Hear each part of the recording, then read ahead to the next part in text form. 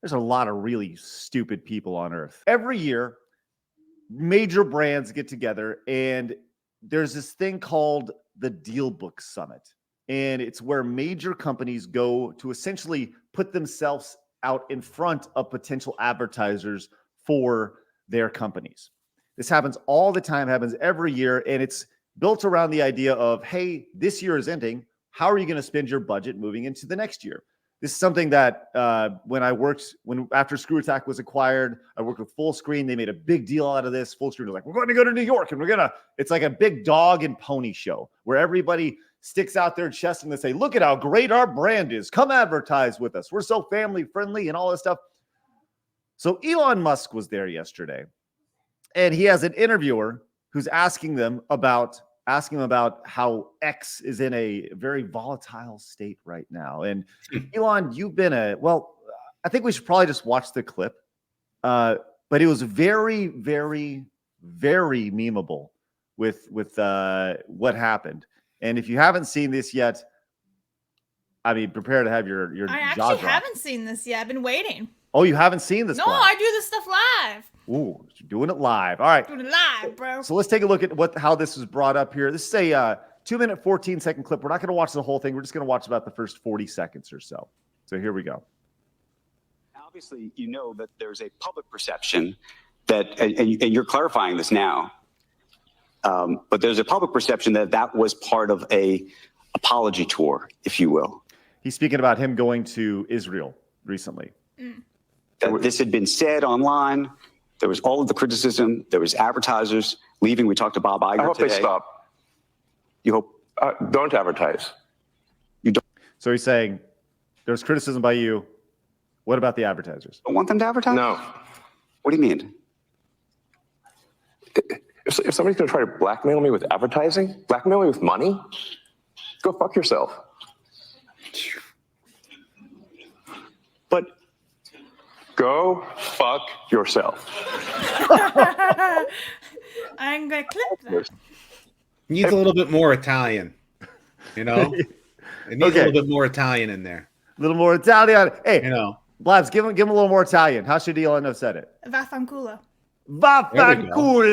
There you go. Is that right? Don't do that. No. Is that how you say it? No. Needs a little bit more like that New Yorker emphasis. Like, go yourself. How do you say it, Blabs? Fan.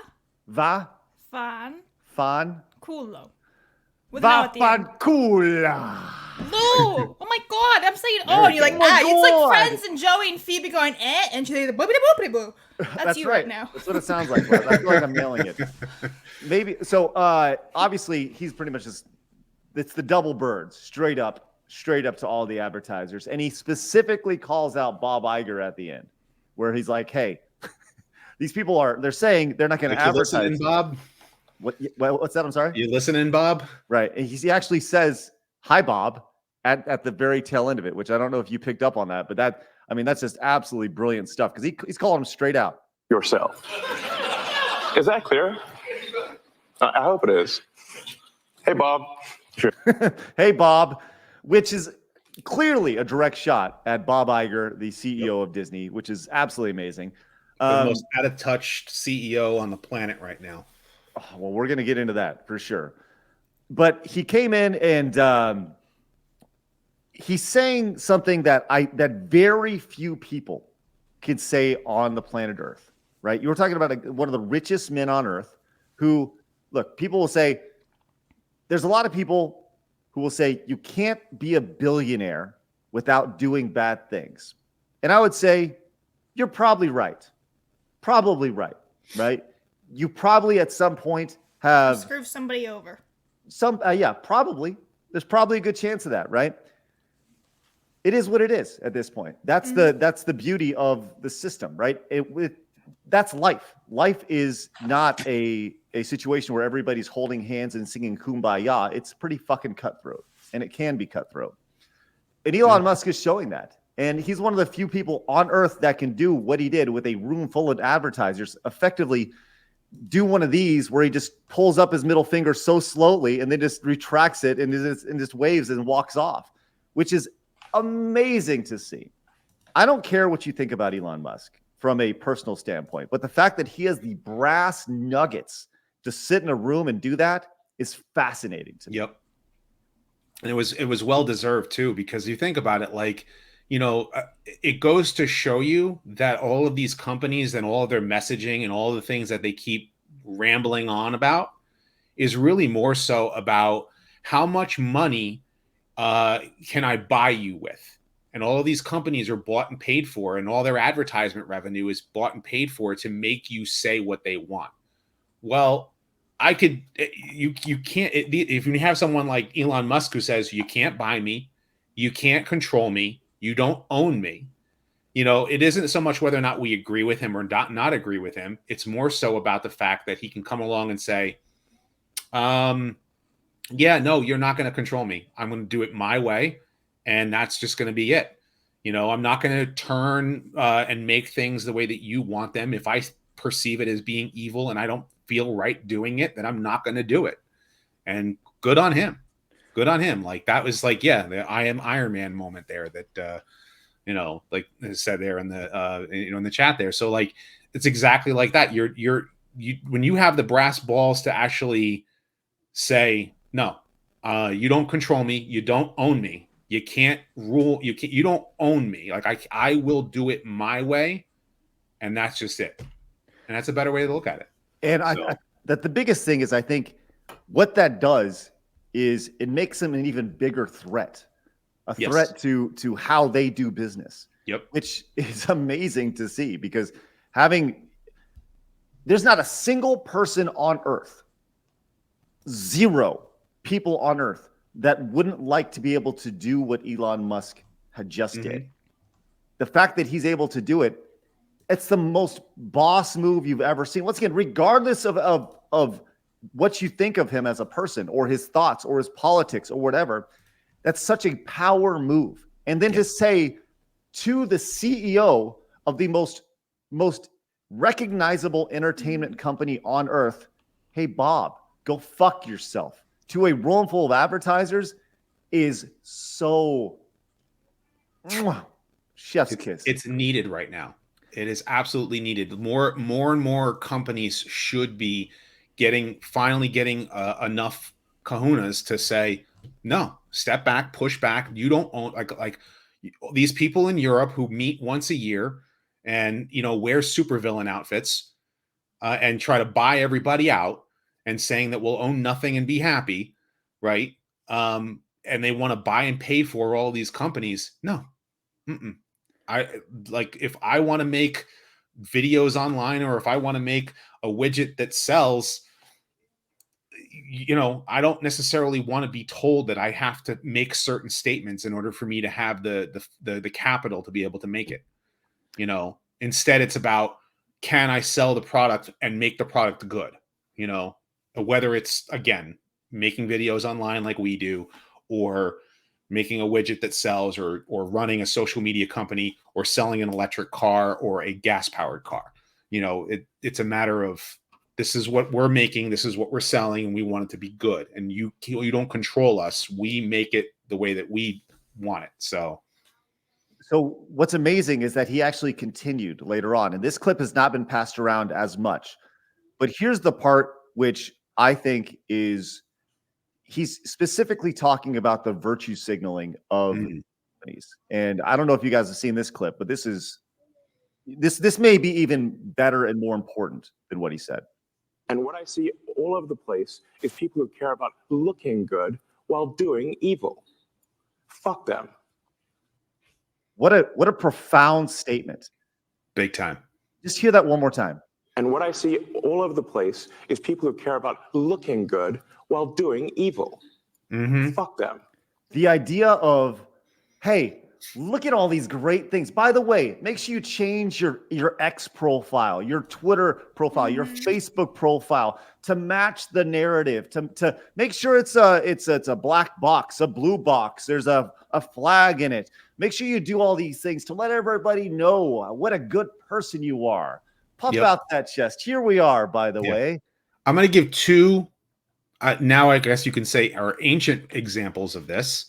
Number one, from the Bible directly, the three that refused to bow down to a Babylonian empire and were tossed into the fire and lived. And then, of course, what Jesus literally called the Pharisees when he called them whitewashed tombs. They are clean on the outside, but on the inside, they're dead. Dirty as hell. And this is exactly what Elon Musk pretty much calls out right here. So very profound statement. We got some dirty bitches in business. I'll tell you that much. Mm-hmm. And look, I want to be really clear, right? To use the analogy, the Bible analogy and the tomb analogy, look, there ain't a single person, especially once again billionaires, who are clean on the inside, right? Elon has some ghosts, and he's gone out of his way and said, like if you're an enemy of mine, I will fuck you up, right? And so many, we had a post about that on Twitter the other day, and I'm sure he's gone and left an absolute trail of tears as he's gone on to become a profitable businessman, right? Mm-hmm. On some levels, it's deplorable. On other levels, it's extremely respectable. It's to see what he's done, and the fact that he's so tied to the success of his businesses, and every business that he does, he throws his heart and soul into it. Even on X, he said, like, look, I'm going to step back. I'm going to go work on Tesla and the Boring Company and SpaceX and all these major companies, but he still is at this the Deal Book Summit representing X, when he very much could have just had Linda Yaccarino, the CEO of X, be there and do her best to sell. Because once again, she was brought in because she has these connections to these blue chip companies, and that was her entire job. And now he's made her job harder, which, speaking of, she followed up with a post on X talking about it. She said, today, Elon Musk gave a wide-ranging and candid interview at DealBook 2023. He also offered an apology, an explanation, and an explicit point of view about our position. X is enabling an information independence that's uncomfortable for some people. We're a platform that allows people to make their own decisions. And here's my perspective when it comes to advertising. X is standing at a unique and amazing intersection of free speech and Main Street. And the X community is powerful and is here to welcome you. To our partners who believe in our meaningful work, thank you. So obviously she's trying to play a little bit of damage control when it comes to she's playing it nice. She's right. She has to, because that's her job. Of course. She has to play the PR manager, whereas Elon has the FU money to say, screw you. And you're not gonna control me, you're not gonna own me. And you got her job is to save face. So she's doing her job. So Musk came back afterwards, and I wanted to continue this because this is after the line of questions, and this is the only thought I had. Okay, well, let's just continue this really fast, because as we continue to go here, I will say this: there's definitely, I have some concerns about this statement, and we'll continue here. Let me ask you then. That's how I feel. By the way, look at him looking over the audience here. Like, he's literally looking at the audience, because the audience doesn't know how to respond to this. When was the last time somebody walked on stage and was like, hey, F off everybody here if you're going to try to blackmail me? Mm-hmm. And he's looking at them. He's looking at them looking at him, and they're trying to figure out what the hell just happened. Well, let me ask you then. That's how I feel. Don't advertise. How do you think then about the economics of X? If part of the underlying model, at least today, and maybe it needs to shift, maybe the answer is it needs to shift away from advertising. If you believe that this is the one part of your business where you will be beholden to those who have this view, what do you do? GFY. GFY. If I'm beholden to advertisers, go fuck yourself. But let's continue real quick. I understand that, but there's a reality too, right? Yes. No. I mean, Linda Yaccarino's right here, and she's got to sell advertising. Absolutely. So, no, totally. So, no. Actually, what this advertising boycott is had a little bit of a brain malfunction there. is going to do. Well, we understand. I mean, he has to gather his thought there, but we understand why. Right. And do you think that and the whole world will know that those advertisers killed the company, and we will document it in great detail. But those advertisers, I imagine, are going to say, we didn't kill the company. Oh yeah, They're going to say, tell it to Earth. but they're going to say, Elon, that you killed the company because you said these things, and that they were inappropriate things, and that they didn't feel comfortable on the platform, right? That's what they're going to say. And let's see how Earth responds to that. So let's see how Earth responds to that. Let's see how Earth responds. Now, I said this yesterday on X. There's a lot of really stupid people on Earth. And that's my only concern with that is like I think he's giving Earth way too much credit. Right? He works with a lot of smart people. There are people who agree with him, disagree with him, love him, hate him, that are still on X or Twitter. I still call it Twitter. It's just, but it's, they're still on there. They're still posting. They're still talking about whatever the heck they feel like. Right. So like, oh, Disney's pulling their advertisement. Well, then maybe someone else might actually, pick up the slack. But then again, he doesn't necessarily care. There are plenty of users who are on there and are talking and having their conversations. And there are people who will come from the left, come from the right, and they just talk. So like, it's quite clear that, they ramble on about how much that maybe you shouldn't say that, but they're still on Twitter. So, and they're still posting. And I think how many times have we seen a Twitter alternative? Most recently, Threads, right? There was this big where everyone's moving to Threads. What the fuck is Threads? Nobody's just basically at a Facebook and Instagram combined. Yeah, I'll tell you what it is. It's a blip on the radar because what happens every single time is these people come back and they can't. It's that dopamine hit, man. It's that instant, insatiable flavor of that retweet is so good, and you know what? It's going to continue that way. Like, yep. X is a powerful platform. The long-term vision of X is to make it, the everything app. I think that it'll get there personally because it continues to grow. It will continue to grow. The page users are up. The users are up. It is a platform that has seen so many ups and downs, a roller coaster that has seen the lowest of lows, the highest of highs, depending on the perspective that you look. One may be the other. But I don't think it's going to go anywhere. And obviously, the goal of X is to make it a platform that is not reliable on advertisers. And I got to be honest, that's the goal of our podcast. We don't want to be. We've had sponsorship offers, right? But we don't want to be beholden to some of these people. Well, you got to say this. You can't say this. Which is why it's important to have days like yesterday where we have 310 members, right? And the support comes from you guys. Like, for us to be able to say what we want to say, how we want to say it, it's the exact same analogy with X, just exponentially larger. And it goes for not just us, but everybody else on the internet.